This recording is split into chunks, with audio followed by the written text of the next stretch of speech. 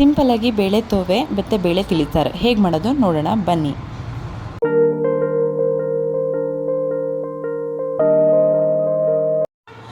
ಒಂದು ಕುಕ್ಕರಲ್ಲಿ ಸ್ವಲ್ಪ ಬೇಳೆ ಹಾಕಿ ಕೂಗಿಸಿಟ್ಕೊಂಡಿರಬೇಕು. ಅದು ಸಪ್ರೇಟ್ ನೀರು ತೆಗೆದಿಟ್ಕೊಂಡು ಬೇಳೆ ಬೇರೆ ತೆಗೆದಿಟ್ಕೋಬೇಕು.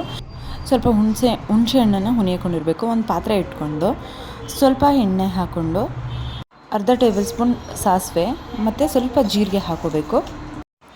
ಜೀರಿಗೆ ಹಾಕೊಂಡಾದ್ಮೇಲೆ ಸ್ವಲ್ಪ ಹಾಗೆ ಫ್ರೈ ಮಾಡಿ ಹಸಿಮೆಣ್ಸಿನ್ಕಾಯಿ ಹಾಕ್ಕೊಂಡು ಮತ್ತು ಸ್ವಲ್ಪ ಕರ್ಬೇವಿನ ಸೊಪ್ಪು ಎರಡನ್ನೂ ಹಾಕ್ಕೊಂಡು ಸ್ವಲ್ಪ ಹಾಗೆ ಫ್ರೈ ಮಾಡಿಕೊಂಡು ಸ್ವಲ್ಪ ಹಿಂಗನ್ನು ಹಾಕ್ಕೊಂಡು ಸ್ವಲ್ಪ ಹಾಗೆ ಫ್ರೈ ಮಾಡ್ಕೊಳ್ಳೋದು ಗೈಸ್.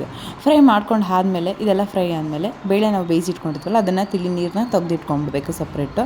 ಮತ್ತು ಸ್ವಲ್ಪ ಗಟ್ಟಿ ಬೇಳೆ ಇರುತ್ತಲ್ಲ ಅದನ್ನು ಹಾಗೆ ಇಟ್ಕೊಂಡು ಅದನ್ನು ಇದಕ್ಕೆ ಹಾಕ್ಕೊಬಿಡ್ಬೇಕು. ಹಾಕ್ಕೊಂಡು ಇದನ್ನು ನೀರು ನಿಮಗೆ ಎಷ್ಟು ಬೇಕೋ ಅಂದರೆ ಗಟ್ಟಿ ಸ್ವಲ್ಪ ತೆಳ್ಳಗೆ ಹೇಗೆ ಬೇಕು ಸ್ವಲ್ಪ ನಾವು ಊಟಕ್ಕೆ ಅಲ್ವಾ ಮಾಡ್ತಾ ಇರೋದು, ಅದಕ್ಕೋಸ್ಕರ ನಾನು ಇಷ್ಟು ಮೀಡಿಯಮ್ ಆಗಿ ಮಾಡ್ಕೊತಾ ಇದ್ದೀನಿ. ಇದಕ್ಕೆ 2 ಸ್ಪೂನ್ ತೆಂಗಿನಕಾಯಿ ತುರಿ ಹಾಕ್ಕೊಂಡು ಅದನ್ನು ಚೆನ್ನಾಗಿ ಕುದಿಸ್ಕೋಬೇಕು ಗೈಸ್. ತೆಂಗಿನಕಾಯಿ ತುರಿ ಎಲ್ಲ ಹಾಕಿದ್ಮೇಲೆ ಲಾಸ್ಟಲ್ಲಿ ನಿಮಗೆ ರುಚಿಗೆ ತಕ್ಕಷ್ಟು ಉಪ್ಪು ಹಾಕಿ ಮತ್ತು ಇದಕ್ಕೆ ಒಂದು ಅರ್ಧ ಟೇಬಲ್ ಸ್ಪೂನು ಜೀರಿಗೆ ಮೆಂತ್ಯದ ಪುಡಿ ಅಂತ ಮಾಡಿರ್ತೀವಲ್ಲ ಅದನ್ನು ಹಾಕೋಬೇಕು. ನಾವು ಒಗ್ಗರಣೆ ಹಾಕಬೇಕಿತ್ತು, ನಾನು ಮರ್ತ್ಬಿಟ್ಟಿದ್ದೆ ಅಂತ ಲಾಸ್ಟಲ್ಲಿ ಹಾಕ್ಕೊಂಡಿದ್ದೀನಿ ಅಷ್ಟೇ. ಇದನ್ನು ಚೆನ್ನಾಗಿ ಕುದಿಸ್ಕೊಂಡ್ರೆ ತವೆ ಸಾಂಬಾರು ರೆಡಿ ಆಗುತ್ತೆ ಗೈಸ್.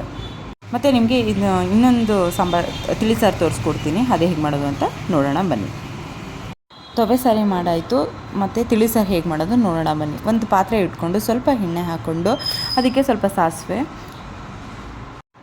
ಕರಿಬೇವಿನ ಸೊಪ್ಪು ಮತ್ತು ಒಣಮೆಣ್ಸಿನ್ಕಾಯಿ ಎರಡನ್ನೂ ಹಾಕ್ಕೊಂಡು ಸ್ವಲ್ಪ ಹಾಗೆ ಫ್ರೈ ಮಾಡಿಕೊಂಡು ಸಣ್ಣಕ್ಕೆ ಹೆಚ್ಚಿರೋ ಟೊಮೊಟೊನೂ ಹಾಕ್ಕೊಂಡು ಹಾಗೆ ಫ್ರೈ ಮಾಡ್ಕೊಳ್ಳಿ. ಸ್ವಲ್ಪ ಟರ್ಮರಿಕ್ ಹಾಕ್ಕೊಂಡು ಅದನ್ನು ಸ್ವಲ್ಪ ಹಾಗೆ ಒಗ್ಗರಣೆಯಲ್ಲಿ ಫ್ರೈ ಮಾಡ್ಕೊಳ್ಳಿ ಗೈಸ್. ಮತ್ತು ಸ್ವಲ್ಪ ಹಿಂಗು ಹಾಕ್ಕೋಬೇಕು. ಹಿಂಗು ಎಲ್ಲ ಹಾಕ್ಕೊಂಡು ಚೆನ್ನಾಗಿ ಸ್ವಲ್ಪ ಫ್ರೈ ಮಾಡಿ. ಹಾಗೆ ಅದು ಟೊಮೊಟೊ ಸ್ವಲ್ಪ ಸ್ಮ್ಯಾಶ್ ಆಗಬೇಕಲ್ವಾ, ಅದಕ್ಕೋಸ್ಕರ ಅಷ್ಟೇ. ಅದೆಲ್ಲ ಒಗ್ಗರಣೆ ಫ್ರೈ ಆಗ್ತಾ ಇರಲಿ. ಅಲ್ಲಿವರೆಗೆ ನಾವು ಬೆಳ್ಳುಳ್ಳಿ ಮತ್ತು ಹಸಿಮೆಣ್ಸಿನ್ಕಾಯಿ ಒಂದು 3 ಮತ್ತು ಜೀರಿಗೆ ಮತ್ತು ಮೆಣಸು ಇದಿಷ್ಟನ್ನ ಕುಟಾಣಿಯಲ್ಲಿ ಕುಟ್ಕೊಂಡು ಸ್ವಲ್ಪ ಹಾಗೆ ಜಜ್ಕೊಂಡ್ಬಿಡೋಣ. ಈ ಕುಟ್ಟಿಟ್ಕೊಂಡಿರೋ ಪೇಸ್ಟನ್ನ ಈ ಒಗ್ಗರಣೆಗೆ ಹಾಕೋಬೇಕು ಗೈಸ. ಹಾಕ್ಕೊಂಡು ಇದನ್ನು ಚೆನ್ನಾಗಿ ಫ್ರೈ ಮಾಡ್ಕೊಳ್ಳಿ, ಯಾಕಂದರೆ ಅದು ಹಸಿ ಸ್ಮೆಲ್ಲೆಲ್ಲ ಹೋಗಬೇಕಲ್ವಾ, ಅದಕ್ಕೋಸ್ಕರ ಅಷ್ಟೇ. ಸ್ವಲ್ಪ ಹಾಗೆ ಹುಣಸೆ ರಸನೂ ಹಾಕ್ಕೊಂಡು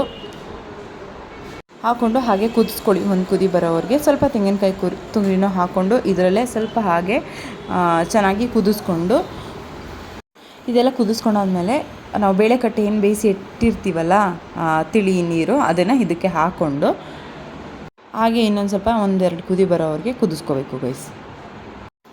ಈ ಕುದೀತಾ ಇರೋದಕ್ಕೆ ಸ್ವಲ್ಪ ಉಪ್ಪು ಹಾಕ್ಕೊಳ್ಳಿ. ನಿಮಗೆ ರುಚಿಗೆ ತಕ್ಕಷ್ಟು ಎಷ್ಟು ಉಪ್ಪು ಬೇಕೋ ಅಷ್ಟು ಹಾಕ್ಕೊಂಡು ಅದನ್ನು ಮತ್ತೆ ಕುದಿಯೋಕ್ಕೆ ಬಿಡಿ. ಚೆನ್ನಾಗಿ ಕುದಿಬೇಕು. ಇದು ಉಪ್ಪೆಲ್ಲ ಸೇರಿಸ್ಕೊಂಡು ಚೆನ್ನಾಗಿ ಕುದಿದ ಮೇಲೆ ಈ ತಿಳಿ ಸಾರು ತುಂಬ ಚೆನ್ನಾಗಿ ರೆಡಿಯಾಗಿರುತ್ತೆ. ನೀವು ಒಂದ್ಸಲ ಮನೇಲಿ ಟ್ರೈ ಮಾಡಿ ಹೇಗಿತ್ತು ಅಂತ ನನಗೆ ಕಮೆಂಟ್ ಬಾಕ್ಸಲ್ಲಿ ತಿಳಿಸಿ. ಮತ್ತು ಈ ವಿಡಿಯೋ ಇಷ್ಟ ಆದಲ್ಲಿ ಲೈಕ್ ಮಾಡಿ, ಶೇರ್ ಮಾಡಿ, ಸಬ್ಸ್ಕ್ರೈಬ್ ಮಾಡ್ಕೊಳ್ಳಿ.